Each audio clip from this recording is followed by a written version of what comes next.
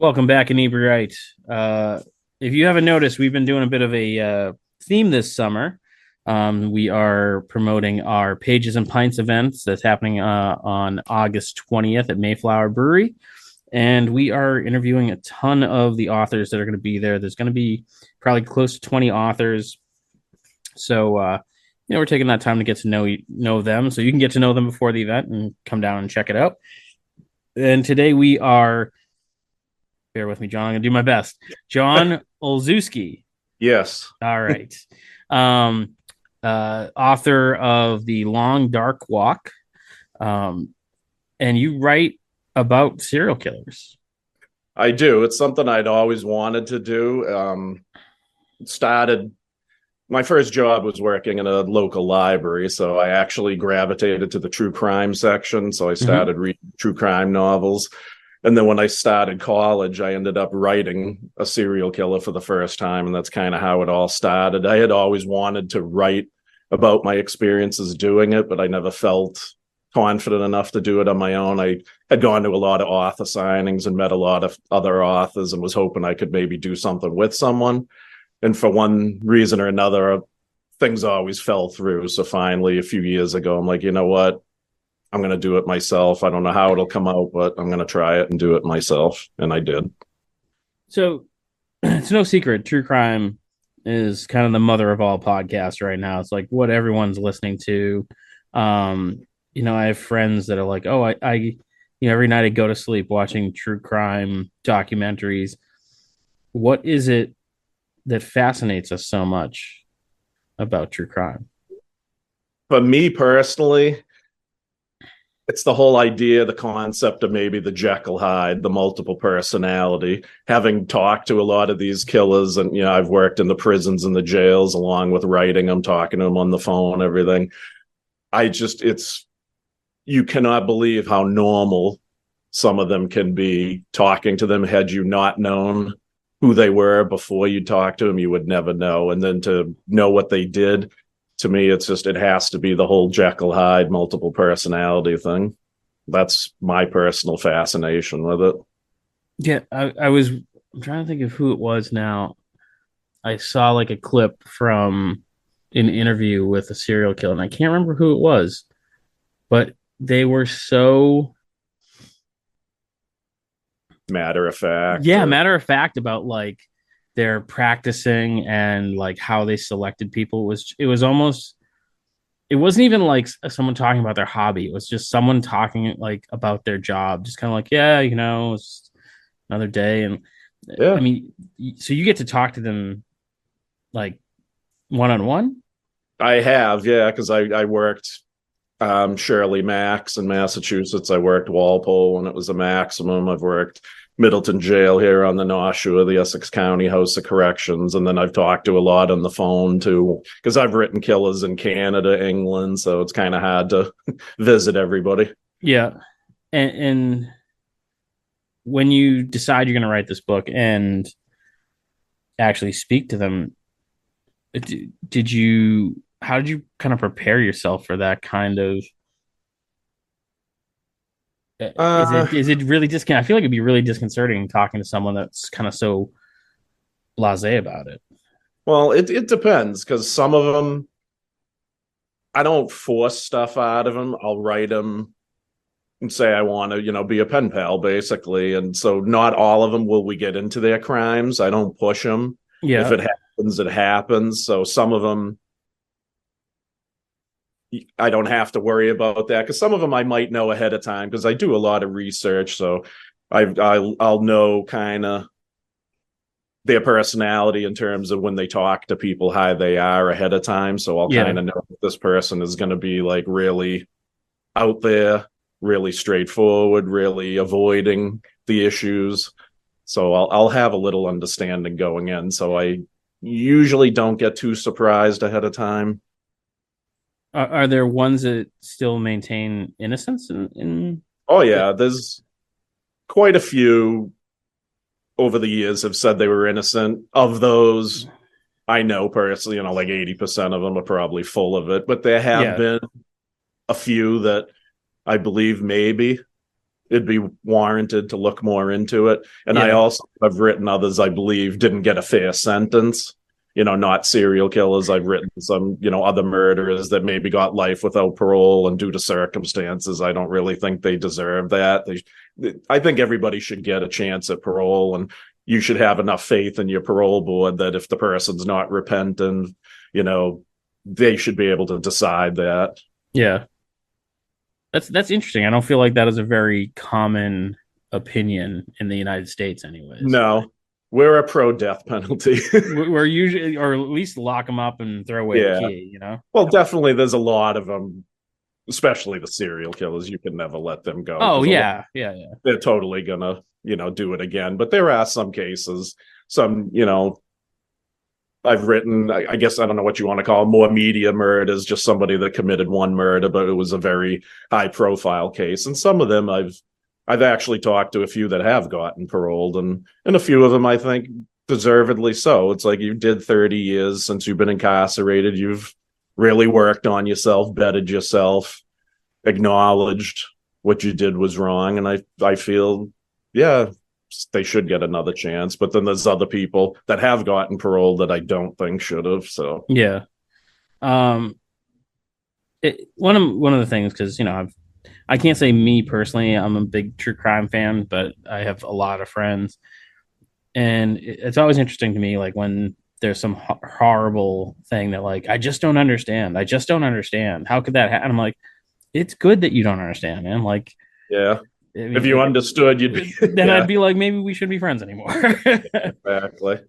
do It's do you, it's hard. And that's, I think, the thing. A lot of people, having studied psychology, a lot of people don't understand that. It's especially when you see crimes against kids and things, people right away, and it's like, it's heinous, but clearly something's got to be wrong with the person mentally Mhm.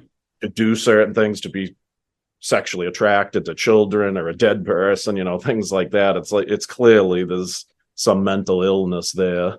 And that's something I write about in my book, which always had upset me, is we base all our laws on the McNaughton rules from like 200-300 years ago. So if you knew what you were doing is wrong, you're basically sane. And it's crazy to think that, because 200-300 years ago, when someone heard voices, they drilled a hole in your head to let the evil spirits out. But Right, we've right.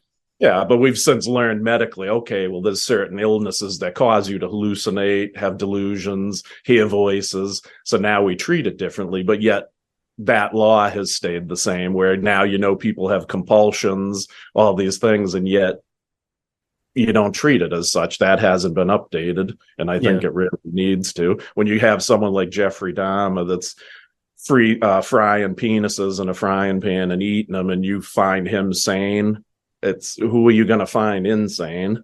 Right. Yeah. Yeah. That's, I mean, and he's another one that just, like, I feel like has really come back into the limelight Yeah. with that it was a Yep. Netflix series, right? Yes. Yes. Yeah. Um yeah, I always find it, and then now I'm trying to remember um some stupid thing I saw online where someone, like, referred to someone as being Dahmer hot, and I'm just Oh like, yeah. it's one of those, like, I don't have a problem with documentaries because I feel like that's telling them, what could be an important story, or you Yeah. can, Educating. yeah, but when they kind of put it into, like, uh And they a glamorize. drama, Yeah. yeah, a drama type series, I feel like, it always makes me think of the Oliver Stone movie Natural Born Killers, Yeah. Yep. and about Exactly. how that whole movie was supposed to be about, like, how we almost, like, making a hero serial Mm-hmm. killers, and I feel like 90% of the audience totally missed like that, Yeah. The point of it. the point of it, yeah. And they And did the same thing. Ted Bundy, just recently, they made a whole bunch of new movies, and same thing. They had, was it Zach Efron that played him in one, and he's got 6-pack abs, and it's yeah. like, Ted Bundy never had that. And it's like, you're glamorizing it, you're romanticizing it. Hmm. And And almost like, and I'm not saying, like, there's always a reason whether it be, traumatic childhood or, Mhm. mental problems, that there isn't a reason, but they almost kind of like, and it's that fine line between like, yes, there's a reason why they did what they did, but it's not an excuse, Yeah. and it's that No, it's such a fine line. it is. And everybody reacts differently. That's one thing I've learned from working in the mental health field, because people will say, I was, abused as a child and everything. I turned out okay. But the Yeah. thing is, everybody is a different individual. Everybody's brain is different. Everybody's psychological makeup is different. So what one person experiences versus another person, you're going to have completely different reactions to it. Was there any one specific um person that you spoke to that you found like really chilling or disturbing more over than others?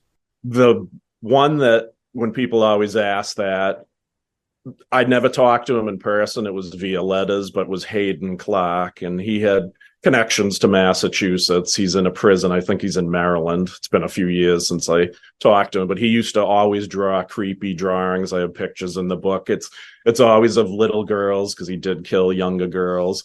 And it's you can tell it's like the same girl, but he just changes the hair color. So it might be red hair, brunette, blonde, and they're doing sign language. It's just really creepy. And then he Oh, yeah. actually told me in one letter that he would tell me all about the first murder in detail if I wrote him back pretending to be like a 6 or 7 year old girl named something. And Ugh.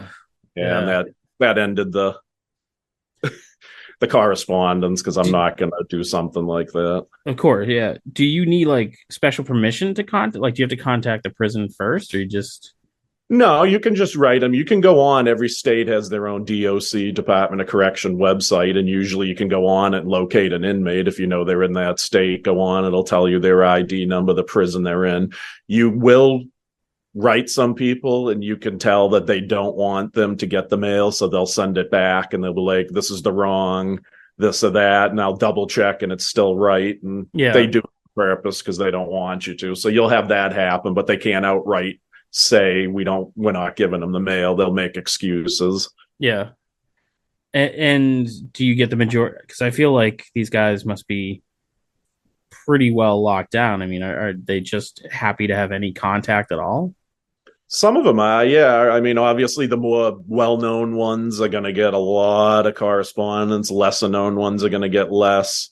Um, Depends the type of person. There's some they won't answer males; they'll only answer a female. Um, yeah, but a lot of them do. A lot of them will answer because it is a lonely Yeah.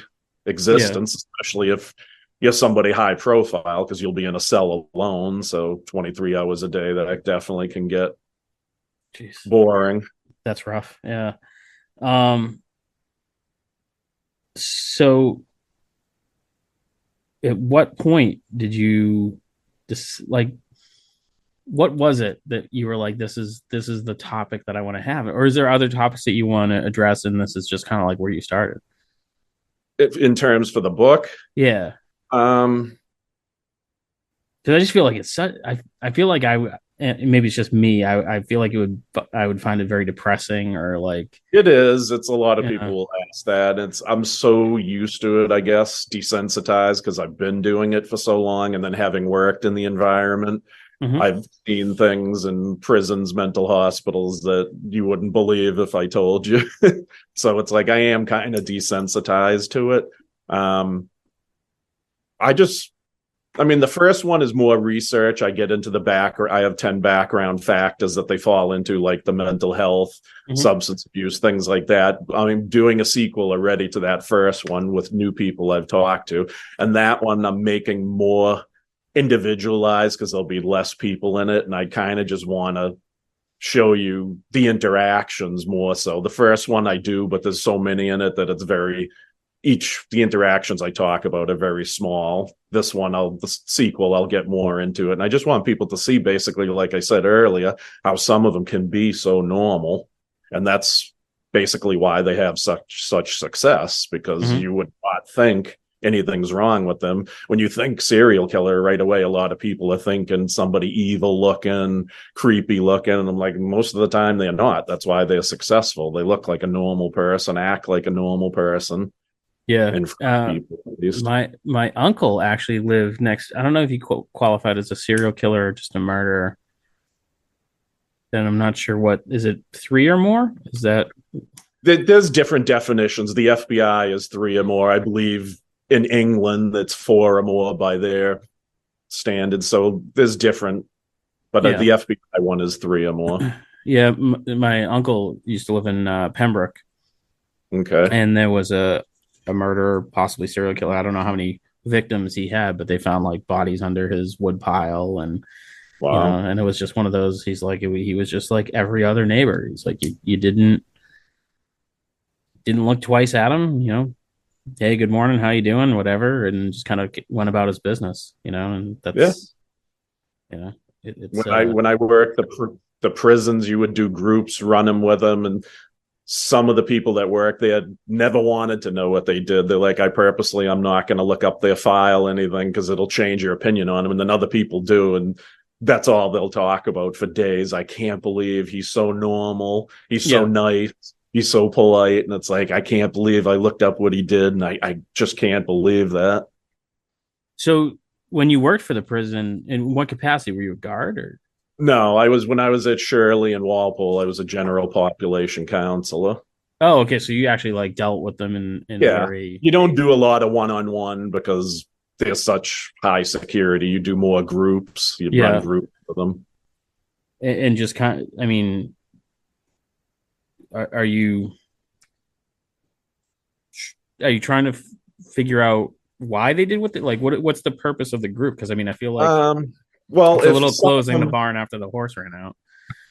some of them are going to get out. So Oh, okay, sure. if they take those groups, because not all of them are serial killers in the Right. group, some of them just regular murderers or whatever, different crimes. So some of them will get out. So the groups, you'll take like anger management stuff that'll help them to cope if they do get out. And when you complete a group, each group will run for like a month or two. And if you complete it, they might get like 30 days knocked off their sentence.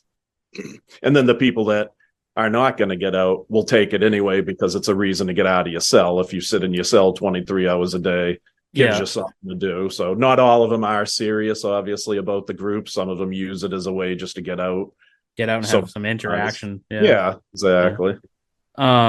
Which really, I mean, all in all, is still something positive. I Yeah. mean, any. Do you feel that's an issue in our prisons when we take someone who's clearly having mental issues of some kind, and then you lock them away? Because I mean, Oh yeah.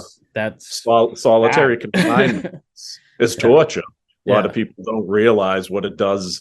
There's so many people cannot take being alone. You drop somebody in a cell, you drop them in the middle of the woods and leave them there for 10 years. It's like people go insane. They can't. People need social interaction. And it Yeah. is. That's why they had to change the laws over the years, because years ago they'd put people in solitary for years at a time. And yeah, it made people go insane. And they finally started to realize that now there's limits, time limits, how long you can put people into solitary. Interesting.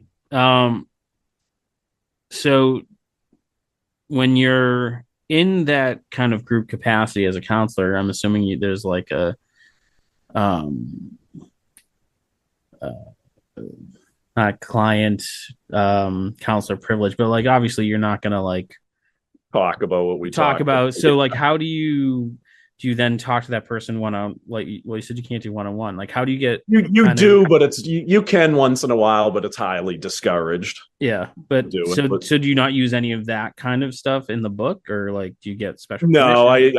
I can't. I mentioned in the book who I talked to when I worked at the prisons, who I met and who I talked to, but I don't get into any details because Yeah. the work related. So And have you had any like nationally known types serial killers that? from in Massachusetts that I've Yeah. worked. Oh yeah, pretty much any big name in Massachusetts I've met. Alfred Gainer, the serial killer from Springfield. Michael McDermott, the mass killer in Wakefield that shot up the I think it was a technology building or whatever that he worked in. He killed like 8 people. Oh yeah, yeah, I remember. Yeah. That was Yep. maybe that was a while ago, wasn't it? Like something 15, like maybe a little more, maybe 20 yeah. years ago. Yeah. Huh. Yep. I met George Nasser, who many people believe is the real Boston Strangler. He's dead now, but I had met him. Um, Daniel Tavares, he's a serial killer. He had killed his mother, cut her up into pieces, and attacked a roommate. And he was doing time here. And while he was doing time here, he led state police to a body of a woman buried in a backyard of a place he lived. And then somehow he got paroled from here, went to Washington State, and killed 2 more people. Oh, that's And crazy. and for a time they were actually looking at him as a suspect in the New Bedford Highway killings, which is still unsolved to Yep. this day. Yeah, we had an author on one of our other podcasts that wrote a book. She was one of the reporters kind of covering that Oh, at the was it time. Boyle? Is that? Yeah, I think uh, was it Christine? Is that? Oh, I can't remember now. Yeah. I think Yeah, that's I'm yeah. familiar with the book. The name is, yeah, Yeah. Is there a type? Is there something that you can be like look for. look for? I mean, with your expertise Well, to be like that guy is definitely I no. mean, I do that a lot of times at work. I work in substance abuse right now, and I'll see people, and I'm like, that guy's got a few people under his floorboards. Yeah. Uh, the big thing they always say, like when you're young, they call it the McDonald triad, warning signs that when you become an adult, you might possibly become a serial killer. Oh, And is it's this like, like the hurting animals, that kind yeah, of yeah. cruelty to animals, fire setting, bedwetting. And a lot of that does ring true. Like Jeffrey Dahmer was experimenting on animals and roadkill. And so it's like he clearly fit that part of it. So yeah, there are signs, but obviously nothing's foolproof. You can know people that probably fit in all three of those and they never went on to harm somebody. But it's certain things. If you're harming an animal, your empathy obviously might not be there. So it's easier to move up to harming a person if you Right. harm an animal all the time and it doesn't bother you. And it's weird. I feel like most quote unquote normal people are the total opposite. Where if someone murdered someone, they'd be like, that's tragic. But if they, tortured an animal, they'd be like, string him up, More. murder him. Yeah. Yep, yep. Yeah. It's so funny. So do you ever see doing kind of a nonfiction? Wait, am I getting that right? I screw those up. No, Yeah, I know. fiction I version. always do too. Well, Yeah, my yeah. second book, I actually have two out. The second one is Serial Shorts, which just came out last year. I call it Serial Shot for serial killers, but because it means shot. So Yeah. Serial Shots, it's 7 short stories on real life serial killers, but I use facts in it. But then I make a story, so it's actually both fiction and Oh, nonfiction. okay. So kind of like a historic fiction kind of. Like Devil in the White City type. Yeah, yeah, yeah. He did the same. Based Yeah, on a true story. Yeah, yeah. That kind of yeah. thing. Yeah. But then it's also a kind of what if Yeah. type thing too. Interesting. I'm Um, actually working on a sequel for that one too. I've started 7 new stories. so on August 20th, you're going to be joining us at Mayflower Brewery. Yes. Have you done book signings before? Is this kind of a new venture? Or? I have, yeah. My first book, The Long Dark Walk, came out. It was 2019. It came out right before COVID. So I did a few then, and then COVID came and wiped everything out.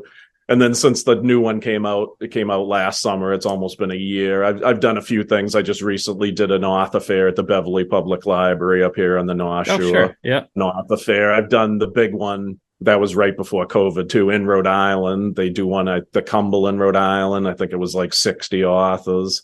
So I've done a lot of that. I did a couple solo ones at my publishing house when the first one came out.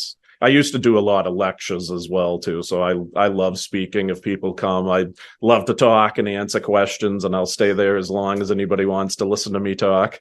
Yeah. Yeah. And it's one of those, I love that kind of when you get someone passionate about something, talking about their passion. I mean, they kind of get engaged in a way that is contagious.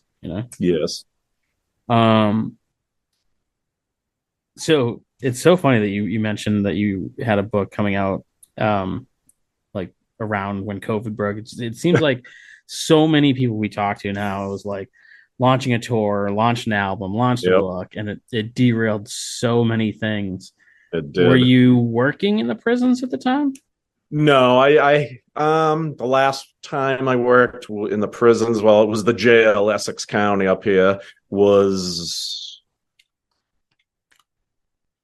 2017, I think. So I've been out of the correctional system for about 6 years now. And do you I mean, you're still working with like addiction, so it's kind of Yes, like a a lot lateral of move. it's Yeah, similar. You yeah. can compare things, yeah.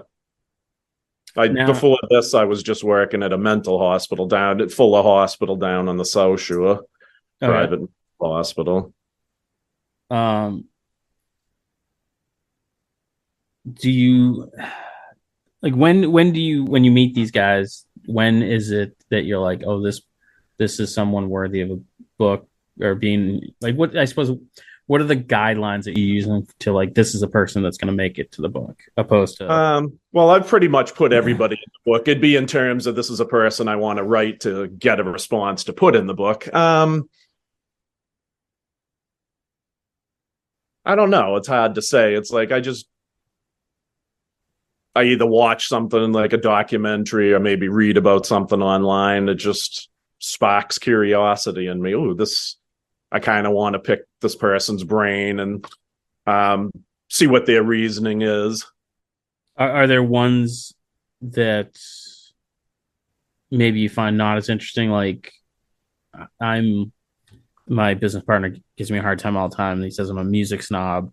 So like if people are listening to it, then I'm not interested. Like so do you find the kind of higher profile ones less appealing or more appealing or Uh, yeah, to an extent, I do because everybody's trying to write, especially when somebody just gets caught, just gets put in jail. They're very popular. So they'll get a lot of mail. I tend to like to wait a few years, things calm down. I do. I kind of like to find somebody more under the radar that's not as well known because then you're probably more likely to get a response too because mm-hmm. they're not getting the volume of mail. Somebody that's a media star, hate to say that word, but somebody like a Jeffrey Dahmer, he would probably get 1,000 letters a week Yeah. when he was I was incarcerated. just thinking of Charles Manson. Like, Oh, that too. yeah, Yeah. yeah. Yeah. Uh, I wrote Tex Watson. I never wrote Charles Manson. I got a letter from Tex Watson, Tex who's the one Watson. he's the one that took the girls to the murders. He's the one that pretty much did the murders. Oh, okay. So he was, and that's one of those funny things. I feel like a lot of people miss is that Charles Manson didn't No, kill actually anybody. kill anyone. Yeah, yeah. He's labeled a serial killer, but in reality, he's a cult leader. Right. They Yeah. do have some. A lot of people theorize he did kill one person on the Spawn Ranch, but he didn't go along to all the murder sites when they murdered Sharon Tate and all of them. Now, when you're writing them, are there kind of things that you don't want to talk about or aren't allowed to talk about? Like, do they kind of I be like not willing to talk about it because their case is still pending or something like Yeah, that? definitely some. If there's open appeals, you might start to talk about some. They're like, yeah, I can't really talk about that, so you'll just kind of talk sports or music or whatever. But yeah, that definitely happens. Some of them, even though the appeals are done, they might just say, I really don't want to talk about it. It depends. And obviously, I don't know that going in Yeah.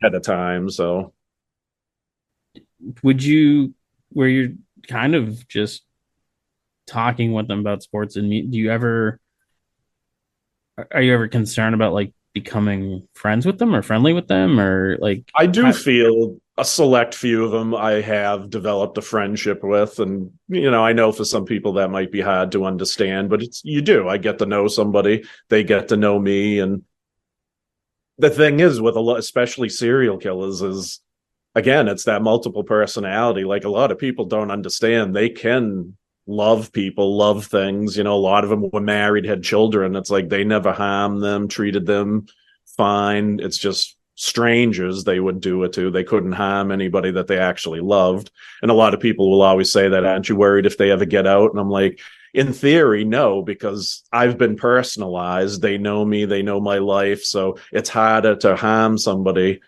that you know intimate details about.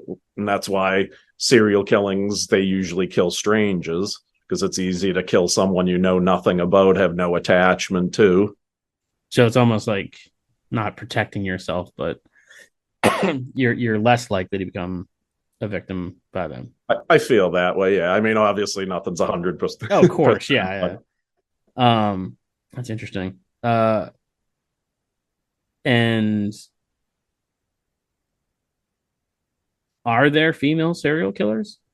There are. I currently write one. I've written a few in the past. I currently am writing more female murderers right now than male.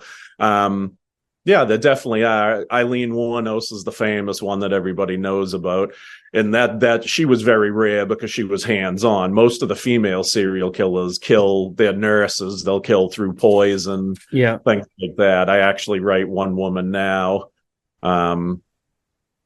She killed family members. She had killed one of her children like Ugh. 10 years before killing her other child and husband. So technically she hits three, and it's Yeah. in different time periods. So she fits the criteria for it. And is it true that kind of they all have a specific MO, like a very specific way of kind of going about things? Most of them do, yeah. Very seldom do you see people change their MO. Yeah, because it's something you get comfortable with, something that, I try to word it nice. I mean, because a lot of times the murders can be sexual. So it's the MO is the gratifying. So they're not going to change it if they come across something. They might initially, the first one or two might be different, but then once they come to that MO that they like and gratifies them, they're going to stick with it. How does your family feel about all of this? I'm sure this is a question you get a lot. Yeah, I mean, it's something that, I mean, I've been doing it for so long. Like I said, when I was teenager working in a library reading the true crime book, so they know it's not like a passing fad or a fetish or whatever you want to call it. And obviously I made my career out of it, so it's kind of, years ago maybe it was more of an issue. Now it really isn't an issue. Do you find people, like when you meet people and they're like, "Oh, what do you do for a living?"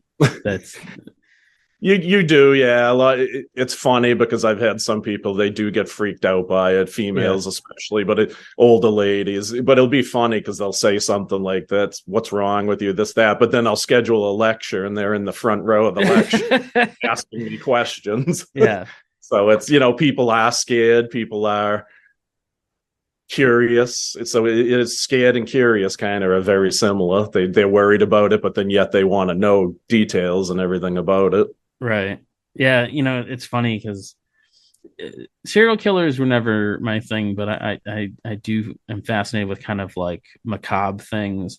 Mm-hmm. And thinking about it, like I grew up watching Unsolved Mysteries and Yes. Ripley's Believe It or Not, and just these things are pretty damn creepy on a regular weekly basis. It's like my whole family would get around, like gather around the TV Yeah. and watch it.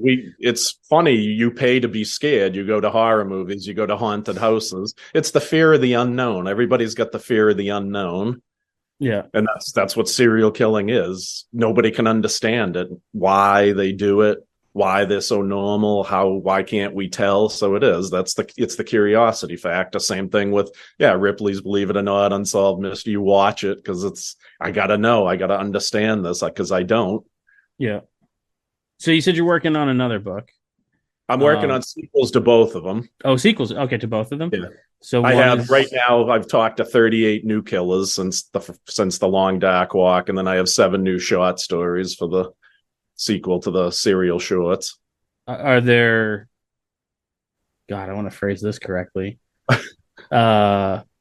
Noteworthy people that are on the list for the next book?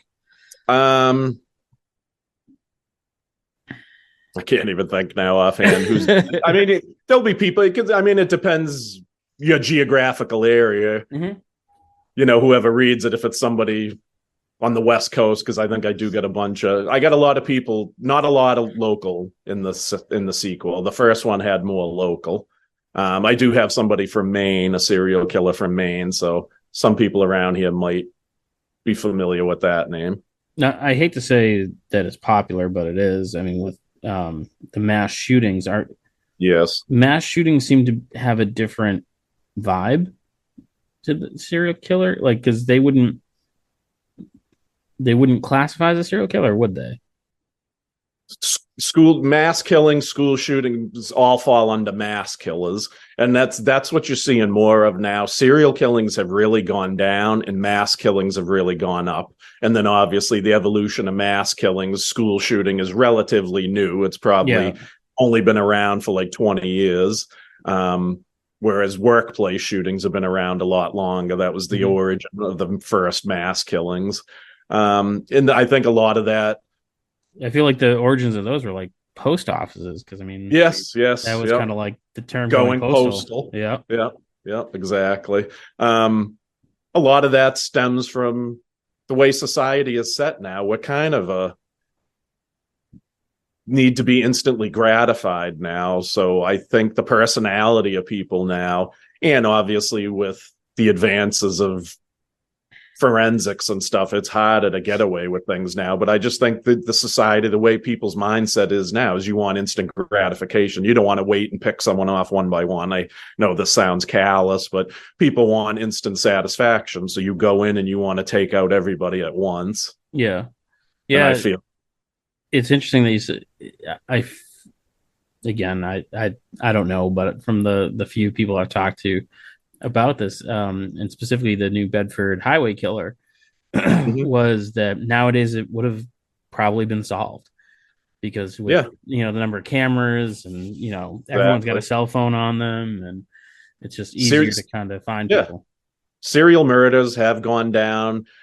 You're seeing some solved now, but a lot of them are from way back because DNA advances now. So you're solving a lot of older ones. You're not really seeing a lot more newer serial killer cases. And the newer ones you'll see, the numbers are going to be far less. You're not going to see a new serial killer now killing 30 people just because, like you say, the technology now, you're not going to get away with it.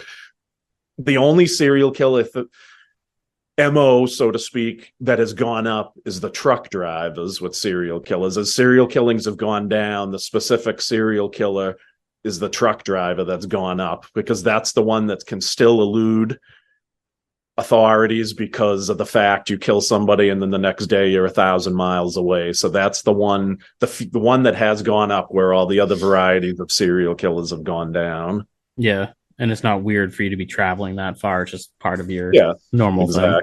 And still, the one thing is, as advances have come with forensics and police, law enforcement still butt heads over jurisdiction. So you kill somebody 1,000 miles away. They don't want to share info with you. So that still does happen. And that's why that particular MO serial killer has kind of gone up and is still, I hate to say it, but successful.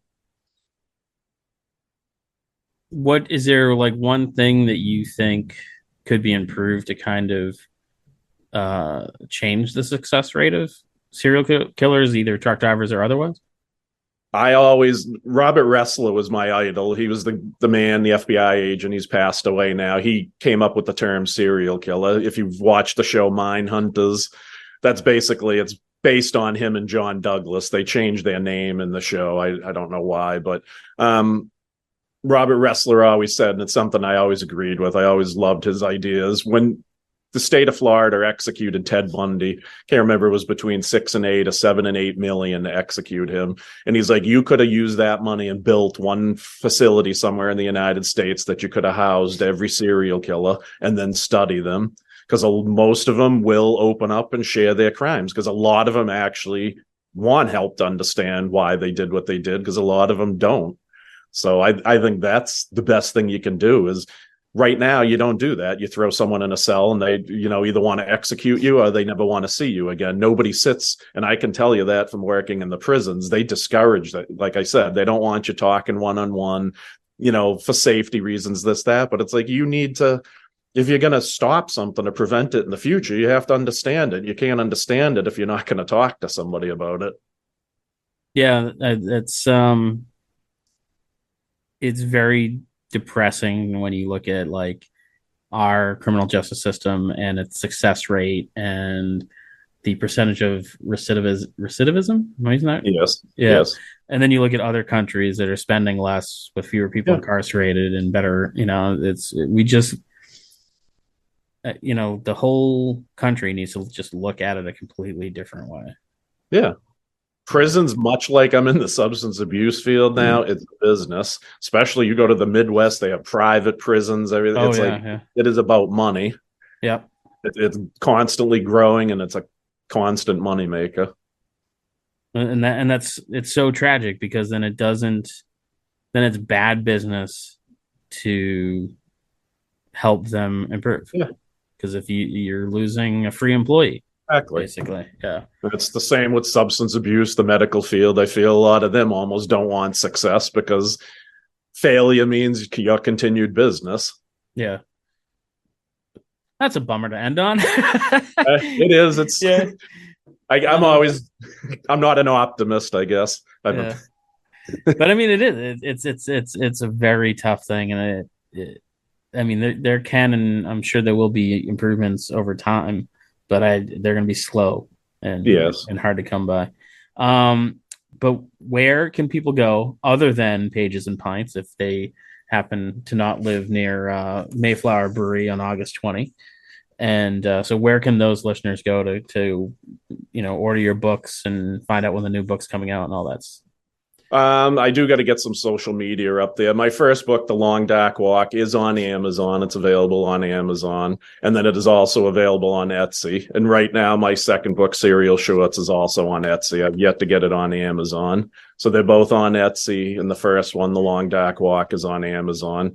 I will, in the near future, I'm possibly looking into doing a podcast or starting some type of social media to start promoting because I'm trying to get back out there now. I've been trying to set up some future signings and stuff because with the third and fourth books hopefully coming out, probably not this year, but hopefully next year, I want to be able to promote myself better. Yeah. Well, if you ever need help setting up a podcast, feel free to reach out. I love helping people get started. Okay, I will probably definitely. Yeah, because I do love it. We've been doing it, I think, 8 years now. We have 3 shows and some collective, somewhere between 600 and 700 episodes between all 3 shows. Wow. So we've been doing it a while, and it's fun. I mean, it's not for everybody, and a lot of people be like, "Oh, let's give it a try." And I always say, like, if you make it like 28 episodes, you're probably going to be around for a while. Wow. But it seems like that's the number that people tend to fall off at. But I want to say thank you for coming on the show, man. And it was it was very like you just signed up to be on the event like last week or the week before. So, yep. But thank you for having me. Yeah, man. It'll be a lot of fun. And if you're a beer drinker, you're going to like it. And Mayflower makes great beer. And hopefully we're going to get a ton of people out to talk to you about serial killers. I hope so. Come down and I'll talk to you all night long. Awesome, man. Thank you so much. Thank you. For our listeners, we'll be back again next week, probably with another author, but maybe not. And we'll catch you guys again next week. And thanks for checking out the show today, listeners. If you enjoyed the content today, you can go over to patreon.com/Inebri-art to support the show. You can join over there for just a few dollars a month and help us provide this fun content that you just checked out. You can also email us at Inebri-art.com with your questions, complaints, and concerns, or you can find us on all social medias at Inebri-art or at Inebri-art6 on Instagram. And also don't forget to check out our other shows, Bar Talk Podcast, Old Colony Cast, Inebri-art, and all the other shows on the Inebri-art Network, which you can find at Inebri-art.com. Thanks again for listening.